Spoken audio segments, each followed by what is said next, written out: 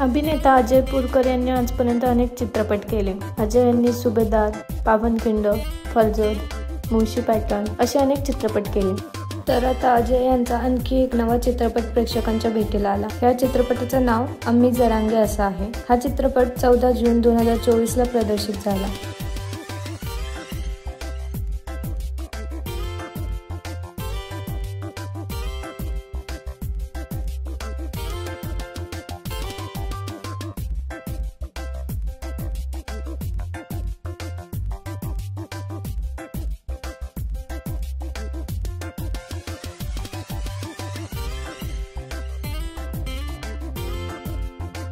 ह्या चित्रपटामध्ये मकरंद देशपांडे, प्रसाद ओक, सुबोध भावे, विजय निकम, पृथ्वीराज थोरात, चिन्मय संत हे कलाकार देखील या चित्रपटामध्ये झळकणार आहेत। तुम्हाला अजय यांचा हा नवा चित्रपट पाहायला आवडेल का हे आम्हाला कमेंटमध्ये नक्की सांगा। धन्यवाद।